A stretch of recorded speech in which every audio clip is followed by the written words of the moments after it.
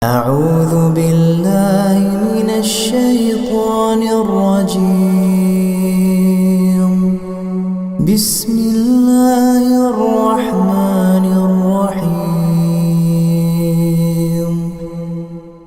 السلام عليكم ورحمة الله وبركاته. الحمد لله رب العالمين الذي أنعم علينا بالإيمان والإسلام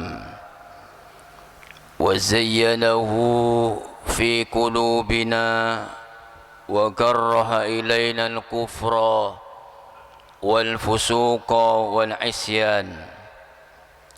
أشهد أن لا إله إلا الله وحده لا شريك له وأشهد أن محمدا عبده ورسوله لا نبي بعده. اللهم صل وسلم وبارك على سيدنا محمد وعلى آله وأصحابه والتابعين أجمعين. أما بعد، قال الله تعالى في كتابه الكريم وهو أصدق القائلين: أعوذ بالله من الشيطان الرجيم. ود كثير من أهل الكتاب لو يردونكم من بعد إيمانكم كفارا حسدا من عند أنفسهم. Al-ayah. Sadaqallah azim. Para bapa dan ibu, saudaraku sekalian, segenap jamaah Masjid Mujahidin yang dirahmati Allah Subhanahu wa taala. Alhamdulillah, tiada satu kata yang pantas kita ucapkan pada subuh pagi ini melainkan memuja dan memuji syukur atas segala kenikmatan dan anugerah yang Allah berikan kepada kita semua. Dan tak lupa pula kita senantiasa dalam syukur kita kepada Allah selalu dan senantiasa mengucapkan Alhamdulillah, meyakini dalam hati semua anugerah bersumber dari Allah Subhanahu wa taala dan wujudkan dalam kehidupan kita tunduk dan taat dengan syariat yang dibawa Rasulullah Muhammad sallallahu alaihi wasallam. Saudaraku sekalian rahmati Allah, kita semua menginginkan ketenangan dan ketentraman hidup dalam dunia, karena memang Allah Subhanahu wa taala menciptakan kita bisa beroleh kenikmatan dunia, lebih-lebih kenikmatan dalam kehidupan akhirat. Di dalam hadis qudsi Allah Subhanahu wa taala berfirman, "Ya bani Adam, wahai anak Adam, yaitu manusia, iqna tastaghni." Kata Allah, bersikaplah qanaah, niscaya kau akan kaya. Watrukil hasada tastarih, dan hindarilah atau tinggalkanlah sifat dengki, niscaya kau akan merasa tenang dalam hidupmu. Kalau ada penyakit dengki, berarti banyak ketidaktentraman dan ketidaktenangan dalam hidup manusia. Kita bisa bayangkan, saudara sekalian, seandainya penyakit dengki ini telah menyebar luas di kalangan manusia, setiap orang yang dengki mulai memperdaya pada tiap orang yang diberikan nikmat dan anugerah Allah kepadanya, maka saat itu saudara sekalian tipu daya telah menyebar luas, maka tidak ada seorang pun yang bisa selamat dari tipu daya para pendengki, karena tidak suka bila saudaranya itu diberi nikmat dan anugerah oleh Allah Subhanahu wa taala. Apa sebetulnya al-hasad atau dengki ini? Hasad atau dengki ini adalah mengharapkan lenyapnya nikmat dari orang yang didengki. Maka dulu teori Marxisme, ateis atau komunis itu sebetulnya juga dibangun dengan landasan kebencian, lalu menimbulkan pertentangan kelas di antara mereka, sehingga ada kelas borjuis atau proletar. Borjuis ini orang-orang the have yang memiliki yaitu kekayaan yang besar, sementara proletar itu adalah rakyat jelata atau buruh. Di situ banyak kedengkian. Andai kata tidak ada kekuasaan negara di negara Marxisme saat itu dan kekuatan jaringan intelijen, pasti terjadi pertentangan yang tidak kunjung habisnya. Sebab saudara sekalian, kedengkian ini menghancurkan kehidupan manusia, karena kehidupan ini tidak akan bisa tegak bila ada kedengkian di antara umat manusia. Juga kalau ada kelompok-kelompok atau komunitas kaum muslimin, jamaah kaum muslimin di mana saja berada, bila ada kedengkian di dalamnya, pastilah terancam perpecahan di sana sini. Saudara sekalian, Rasulullah bersabda di dalam hadis riwayat At-Tirmidzi, kata Nabi SAW, dabba bainakum da'ul umam qablakum al-hasad wal baghdha, ya al-halikatu la aqulul al-halika allati tahluqu sya'ra, wa innamal halikah allati takhluqud din. Kata Rasulullah, telah menyebar di antara kalian penyakit orang-orang dahulu kala, yaitu hasad, dengki dan kebencian. Dengki ini hiyal halikah, kata Nabi, akan memangkas atau mencukur. Aku tidak mengatakan al-halikatu allati tahluqu sya'ra, yaitu mencukur atau memangkas rambut, kata Nabi. Wa innamal halikatu, karena sesungguhnya yang disebut orang dengki itu memangkas, yaitu tahluquddin, memangkas agama, kebaikan-kebaikan agama akan hilang. Karena itu dulu juga orang-orang ahli kitab disebutkan oleh Allah, wa ma tafarraqu illa min ba'di ma ja'ahumul ilmu baghyan bainahum. Surat Asy-Syura ayat 14. Kata Allah, dan mereka ahli kitab tidak berpecah belah melainkan sesudah datangnya pengetahuan pada mereka, karena ada kedengkian di antara mereka. Saudara sekalian, begitu tercelanya ini kedengkian, ya, ini asasnya itu adalah amarah, karena tidak suka bila seorang itu diberi anugerah Allah, bisa anugerah, bisa berkumpul bersama, guyub, ada persatuan di kalangan umat Islam. Itu tidak suka, didengki. Maka kedengkian itu menyebabkan hilanglah kebaikan-kebaikan agama. Sampai seorang, saya tidak mau sholat di masjid itu untuk berjamaah kalau masih ada 2 orang tersebut. Ini ada kedengkian sehingga menghilangkan kebaikan-kebaikan agama. Jadi kedengkian ini, saudara sekalian, memiliki banyak cabang-cabang yang tercela yang tidak bisa dihitung. Kata Nabi, al-hasadu ya'kulul hasanat. Kedengkian ini akan menghilangkan kebaikan-kebaikan, kama ta'kulun narul hatab, seperti api memakan kayu bakar. Hadis riwayat Abu Dawud.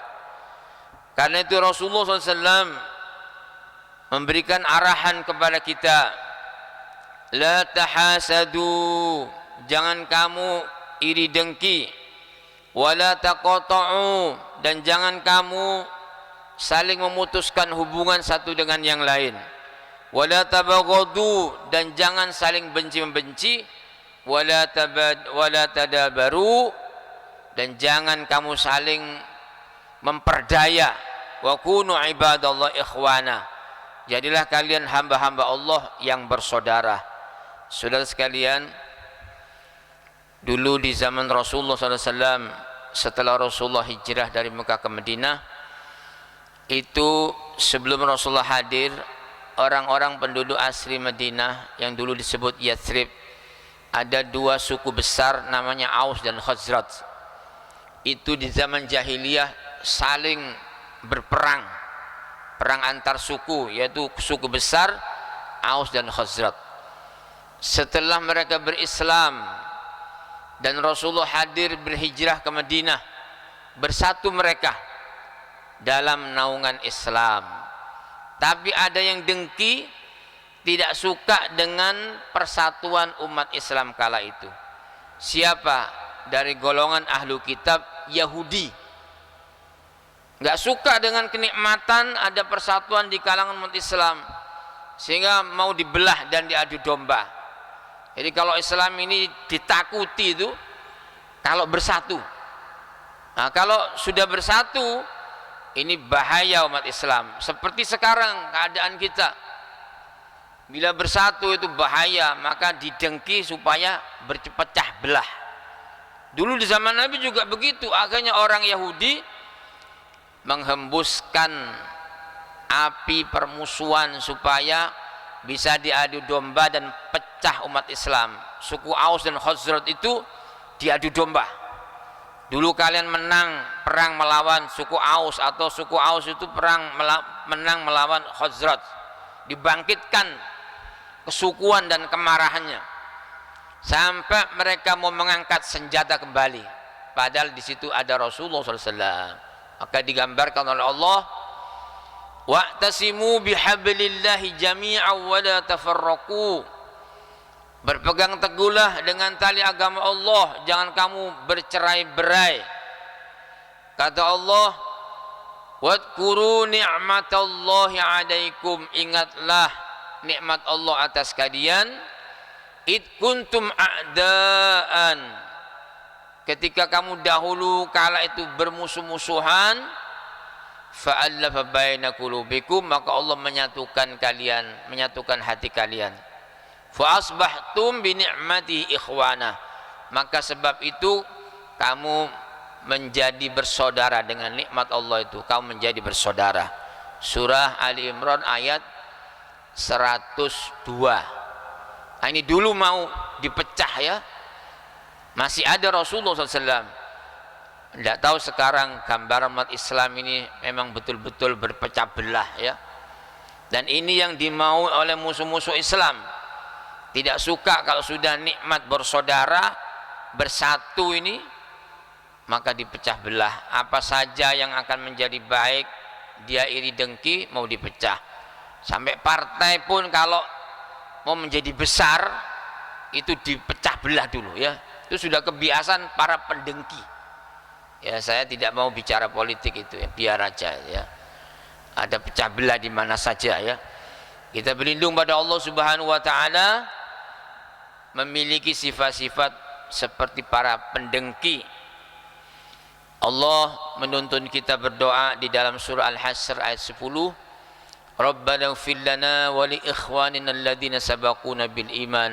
Ya Allah, ampunilah kami dan ampunilah pula saudara-saudara kami yang mendahului kami dalam keadaan iman. Wa la taj'al fi qulubina ghillan lil ladzina amanu. Dan janganlah ya Allah kau jadikan hati kami ini dengki terhadap saudara-saudara beriman. Ini sering kita pakai doa ya. Saudara sekalian rahmati Allah, ada sebuah kisah di zaman Rasulullah SAW. Kisah ini bersumber dari sahabat Nabi Anas bin Malik. Kata Anas bin Malik, suatu hari kami duduk di sisi Rasulullah Muhammad sallallahu alaihi wasallam. Lalu Nabi bersabda, dari lorong ini kata Nabi akan muncul kepada kalian seorang ahlul jannah, penghuni surga. Rupanya setelah dilihat oleh para sahabat yang ditunjuk oleh Rasulullah, lewat lorong ini sekarang akan muncul orang ahlul jannah. Ternyata ini penduduk asli Madinah dari golongan kaum Ansor, ya, yang dia tengah menyeka mukanya habis berwudu dan menenteng sandalnya lalu menyampaikan salam kepada Nabi dan sahabat yang lain. Keesokan harinya Rasulullah masih menyebut dari lorong ini akan muncul seorang ahlul jannah. 3 hari berturut-turut Nabi berkata begitu, sehingga membuat penasaran salah seorang sahabat Nabi bernama Abdullah bin Amr bin As, ya. Dia kemudian menyelidiki ada apa gerangan sampai orang ini disebut 3 kali, 3 hari berturut-turut disebut oleh Rasulullah dia adalah ciri-ciri penduduk surga. Maka Abdullah bin Amr bin As ini mengikutinya, ya, ingin tahu. Jadi kalau penasaran ingin tahu orang masuk surga ini, dia ingin tahu dari dekat.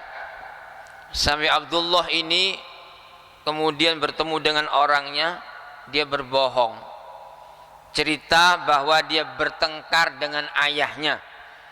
Dia bersumpah tidak akan mau masuk rumah ayahnya itu 3 hari. Maka dia berkata, maukah kamu menampungku untuk selama 3 hari, untuk menyelidiki orang ini, ya. Maka Abdullah itu menginap 3 hari di rumah orang tersebut dan melihat dari dekat apa sesungguhnya amalannya. Sampai disebut Rasulullah ciri-ciri orang memiliki derajat tinggi yaitu ahlul jannah. Maka dia tidak melihat malam itu, kalau dia tidur dia miring ke kanan dan ke kiri, sering menyebut nama Allah, cuma tidak pernah ibadah tahajud. Selama 3 hari dilihat nggak ada tahajudnya, ya, tidak bangun kecuali sholat subuh. Ini disebut oleh Rasulullah ahlul jannah, ya. Dia akhirnya 3 hari bermalam, Abdullah ini bermalam di rumah orang tersebut, hampir menyepelekan amalannya. Lalu Abdullah ini pamit pulang, dia mengatakan, mengaku bahwa sesungguhnya aku sebetulnya tidak ada pertengkaran dengan ayahku, hanya aku mendengar Rasulullah Muhammad SAW berbicara tentangmu bahwa kau memiliki derajat yang tinggi di surga. Itu yang membuat aku penasaran. Lalu aku ingin mengetahui amalanmu. Ternyata melihat amalannya itu tidak banyak, ya. Apa katanya orang tersebut, penduduk Ansor ini? Itulah yang kau lihat dari amalanku, tidak ada apa-apa kecuali yang kau lihat itu. Ketika Abdullah ini mau meninggalkan rumah tersebut, dia panggil. Hanya saja kata penduduk Ansor itu, aku ini tidak memiliki rasa benci dan dengki dengan salah seorang dari kaum muslimin yang Allah berikan karunia kebaikan kepadanya. Inilah kuncinya, ya. Abdullah berkata, itulah yang membuatmu mencapai tingkatan derajat yang tinggi di surga yang disebut oleh Rasulullah, dan itulah yang aku tidak bisa melakukannya, ya. Jadi saudara sekalian, umat Islam, kita semua semoga dihindarkan dari sifat iri dengki di dalam hati, supaya kita selamat dunia dan akhirat, karena ini menghancurkan kehidupan manusia. Dan Rasulullah Muhammad SAW itu memberikan solusi kepada kita. Kata Rasulullah SAW, "Thalathun la yanju minhunna had, ad-dhann wat-tiyarah wal hasad." Kata Nabi, ada 3 hal yang salah seorang itu tidak bisa selamat dari tiga hal ini. Pertama kata Nabi, ad-dhannu, yaitu prasangka. Yang kedua, wattiyarah, memiliki atau meyakini kesialan pada sesuatu. Wal hasadu, dan kedengkian.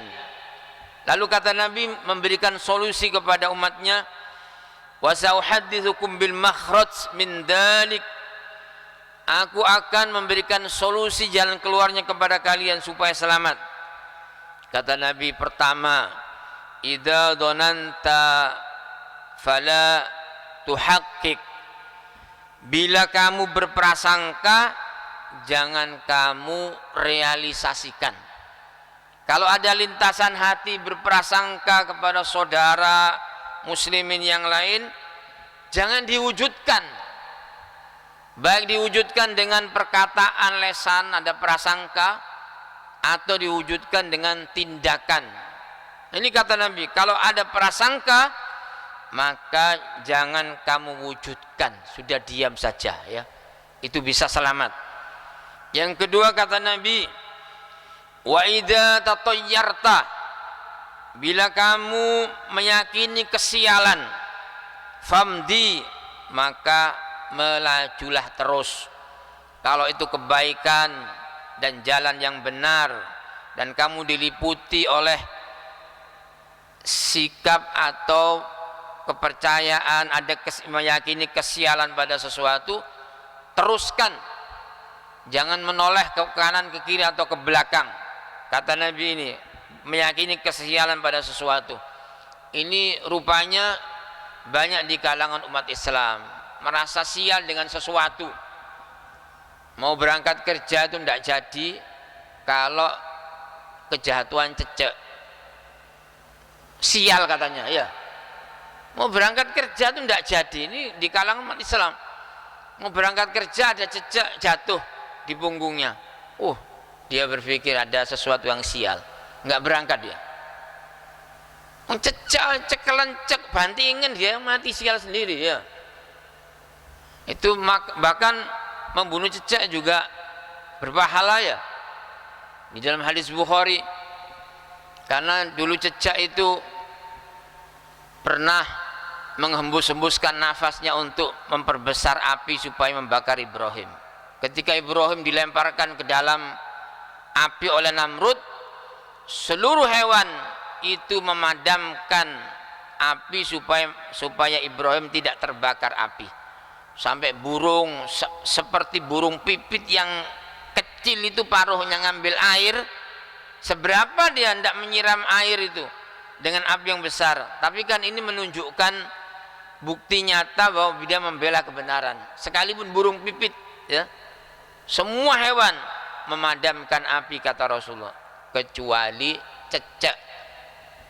Dia menghembus-hembuskan nafasnya, kecil cecek itu, menghembus-hembuskan nafasnya supaya api menjadi besar membakar Ibrahim. Rasulullah itu kemudian menganjurkan kita membunuh cecek, terutama kalau mengotori lantai masjid, mengotori mushaf kita, mengotori sajadah tempat sujud kita, mengotori mimbar ya.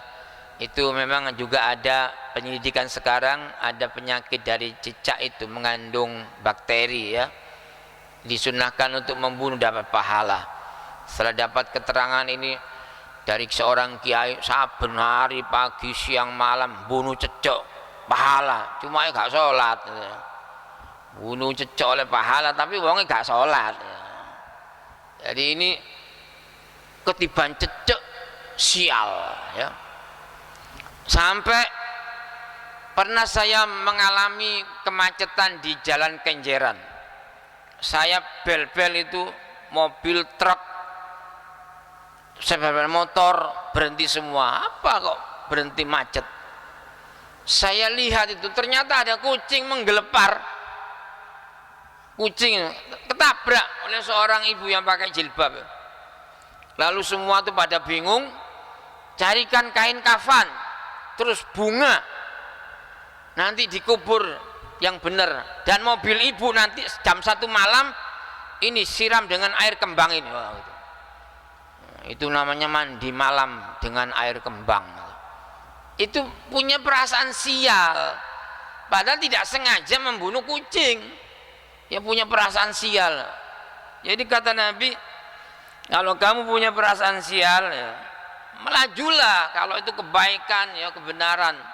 Jangan takut dengan sesuatu itu ada kesialan. Semua dari Allah Subhanahu wa taala. Ini melindas kucing aja takut itu ya. Sial katanya, sampai harus diproses pemakaman itu. Terus mobilnya harus dimandiin dengan air kembang jam 1 malam. Tapi kalau nubruk manusia melarikan diri ya. Itu artinya kucing lebih mulia dari manusia ya. Itu dari sifat at-tiyarah ini ya. Orang ziarah kubur, kalau kemudian masuk di sebuah tempat apa itu kayak lorong-lorongnya itu kebentur kepalanya, pulang berhari-hari nggak bisa tidur. Makanya kalau kebentur di makam Mbah Sunan itu umurnya pendek. Ya ini merasa sial dengan sesuatu. Jadi kata Nabi, bila kamu meyakini kesialan maka melajulah terus. Terus yang ketiga kata Nabi, wa idza hasadta fala tabghi, hadis At-Tabrani ya. Bila kamu mendengki jangan kau memperturutkan. Ya kedengkian itu juga dari hati. Kalau sudah ada di hati jangan diturutkan, jangan diteruskan ya. Membuat nanti keributan. Karena itu nasihat dari seorang ulama, Aun bin Abdullah berkata, jauhilah kalian kesombongan, karena ia merupakan dosa pertama kali dilakukan terhadap Allah. Siapa? Iblis. Ketika diperintahkan Allah untuk sujud menghormat kepada Adam, karena ilmu pengetahuannya itu lebih tinggi, yaitu Adam alaihissalam, maka dihormati supaya malaikat itu bersujud untuk menghormat. Begitu juga iblis, dan iblis tidak mau. Dialah ya kesombongan, karena ini kata ulama, jauhilah sifat kesombongan, karena ini merupakan dosa pertama kali dilakukan terhadap Allah Subhanahu wa taala. Lalu jauhilah tamak. Tamak itu rakus, karena tamak inilah yang mengeluarkan Adam dan Hawa dari sorga. Kata Allah, makanlah apa yang ada kenikmatan di sorga, semuanya boleh, kecuali ini kata Allah, wala taqrabah hadhis sajarah, jangan kamu mendekati pohon ini ya. Ya ini sifat tamak, akhirnya ditipu daya oleh iblis, maka Adam dan Hawa itu mendekatinya sehingga terusir dari sorga. Ini jauhi sifat tamak, karena tamak mengeluarkan Adam dari sorga. Nah, cerita yang berkembang itu, Adam katanya memakan buah khuldi. Buah khuldi itu yang menamai adalah iblis. Allah hanya menyebut asyajarah, pohon ini ya. Yang menamai pohon khuldi adalah iblis. Katanya ini hanya cerita saja dari guru-guru kita, sebetulnya nggak ada itu ya. Adam rakus ngambil ini langsung keselak terus jadi kolom menjing, nggak ada itu ya. Nggak ada di kitab hadis atau tafsir. Ngambil makan terus keselak jadi kolom menjing. Makanya orang laki-laki ada kolom menjingnya ya. Lalu ibu Hawa rakus, lebih rakus, ngambil 2 langsung ditelan semuanya jadi payudara. Oh itu tidak ada, itu cuma cerita tambahan saja ya. Ini jauhilah tamak, karena tamak telah mengeluarkan Adam dari sorga. Juga jauhilah dirimu dari kedengkian, karena anak Adam ini membunuh saudaranya tidak lain karena kedengkian. Sebab ketika ibu Hawa itu melahirkan, itu kembar 2, yaitu Qabil dan Iklimah, saudari kandungnya ya. Qabil dan Iklimah. Lalu lahir lagi, yaitu Habil dan saudari kembar kandungnya yaitu Labuda.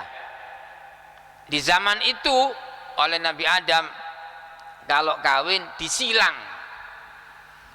Qabil dapat yaitu Labuda, saudari kandungnya Habil.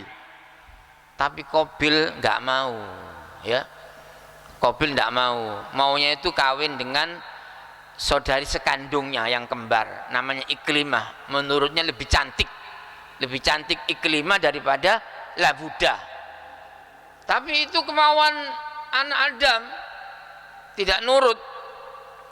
Lalu muncullah kedengkian, takut tidak beroleh nikmat itu, sehingga supaya nikmat itu hilang dari saudaranya yaitu Habil, maka Habil itu supaya tidak dapat Iklimah yang lebih cantik menurut dia, maka Habil dibunuh. Nah, ini sebab kedengkian, ya. Jadi kata ulama, jauhlah dirimu dari kedengkian, karena anak Adam itu membunuh saudaranya tidak lain karena kedengkian. Saudara sekalian rahmati Allah Subhanahu wa taala, ini tidak bisa hilang kedengkian seseorang ini, ya, karena dia seolah tidak ridho dengan pemberian rizki anugerah kepada saudara muslim yang lain, ya. Dan Allah menyifati sifat ini kepada orang kafir. Lihat di dalam surah Ali Imran ayat 109 itu, dan 100 surat Ali Imran ayat 120, ya. Al-Baqarah 109. Di surat Al-Baqarah 109 itu kedengkian orang Yahudi, ya. Kata Allah, wadda katsirum min ahlil kitab law yaruddunakum min ba'di imanikum kuffara hasadan min 'indi anfusihim. Orang-orang Yahudi dan Nasrani itu kebanyakan tidak ingin, ya. Wadda katsirum min ahli kitab, ingin sekali orang-orang ahli kitab itu kalau kalian umat Islam itu murtad setelah beriman. Karena ini Allah memberitahukan bahwa keinginan mereka ini akan lenyapnya iman yang ada pada diri umat Islam karena kedengkian. Nikmat iman itu didengki supaya hilang menjadi kufur, ya. Juga sifatnya orang kafir disebutkan oleh Allah surah Ali Imran ayat 120, intam saskum hasanatun tasukhum. Jika kamu beroleh kebaikan, mereka itu bersedih. Wa in tusibkum sayyi'atun yafrahu biha. Bila kamu itu terkena musibah, mereka itu yafrahu biha, gembira. Nah, ini namanya ayat 120 ini disimpulkan itu menjadi SMS, ya. 120 dari surah Ali Imran itu jadi SMS, senang melihat orang susah, atau dibalik, susah melihat orang senang. Itu sifatnya orang dengki yang dimiliki oleh orang-orang kafir ini. Saudara sekalian rahmati Allah, sahabat Nabi bernama Muawiyah berkata, semua orang aku bisa membuatnya ridho kecuali orang yang mendengki kenikmatan, ya. Karena tidak ada yang dapat membuatnya ridho kecuali nikmatnya itu bisa hilang. Jadi hakikat yang sebenarnya adalah, pertama, hakikat kedengkian itu adalah seorang membenci dengan supaya menginginkan nikmat itu lenyap dari saudaranya. Itu namanya hasad, dengki. Yang kedua, seorang tidak menginginkan lenyapnya nikmat tersebut dan tidak membencinya, tapi menginginkan nikmat tersebut. Nah, ini tidak disebut sebagai hasad, tapi ghibtoh. Karena seorang ini tidak menginginkan lenyapnya nikmat pada saudaranya, dia cuma menginginkan saja. Itu namanya ghibtoh, atau disebut munafasah, bersaing dengan yang sehat, ya, bersaing sehat. Nah, keadaan pertama ini yang saya sebut. Jadi kalau seorang itu membenci menginginkan nikmat tersebut pada saudaranya itu lenyap, berarti ini hasad yang sesungguhnya. Dan saudara sekalian, ini ada pengecualian. Jadi kalau nikmat itu diperoleh oleh orang durhaka, orang kufur, boleh didengki supaya lenyap. Ya. Jadi kecuali ini nikmat yang diperoleh orang durhaka oleh orang kafir yang dipergunakan untuk menimbulkan fitnah. Nah, ini kalau didengki boleh itu. Mudah-mudahan lenyap. Ya, mudah-mudahan lenyap dunianya, lenyap kekuasaannya, lenyap harta bendanya. Mengapa? Karena dipakai untuk apa? Membiayai kesesatan, untuk menciptakan kerusakan, menciptakan pecah belah di kalangan umat Islam. Itu dengan biaya besar, ya. Terus untuk membayar, untuk menggaji para buzzer, itu dengan kekayaan, itu boleh didengki. Mudah-mudahan lenyap nikmatnya, ya, lenyap rezekinya. Sebab untuk membiayai kekufuran, untuk menggaji para buzzer, karena buzzer itu haram penghasilannya, ya. Karena untuk melecehkan Islam dibayar, untuk membelah umat dibayar, dan untuk melecehkan agama Allah sekarang ini dibayar semua itu. Nah, harta yang banyak itu boleh didengki supaya lenyap, ya. Didoakan supaya lenyap. Karena sesungguhnya ni'mal malus soleh lirrajulus soleh. Harta yang baik itu memang diperuntukkan untuk orang yang baik dan soleh pula. Bahkan saudara sekalian, untuk menyakiti saudara muslim yang lain itu digaji itu. Bahkan untuk bagaimana supaya membungkam para ulama yang vokal menyampaikan kebenaran dan keadilan, itu dibayar semua. Itu iri dengki semua, ya. Jadi kalau ini hilang, akan tercipta kemaslahatan dalam kehidupan umat Islam. Begitu juga saudara sekalian, ya. Allah Subhanahu wa taala menceritakan di dalam kisah Yusuf alaihissalam, ini disebut ahsanul qasas. Ini Yusuf dilenyapkan dari ayahnya karena mereka saudara-saudaranya itu tidak suka. Cinta ayah kepada mereka itu katanya lebih besar kepada Yusuf daripada yang lain. Maka ini iri saudaranya, kemudian melenyapkan Nabi Yusuf alaihissalam dari sisi ayahnya, sehingga berpisah 20 tahun lama, 25 tahun lamanya, ya. Ini mudah-mudahan kita dihindarkan oleh Allah dari memiliki sifat iri dan dengki. Semoga kita selamat dalam kehidupan dunia, persaudaraan kita menjadi utuh, sebab tidak ada orang-orang yang iri dengki. Semoga kita selamat. Mari kita tutup doa. Subhanakallahumma hamdika asyhadu an la ilaha illa anta astaghfiruka wa atubu ilaik.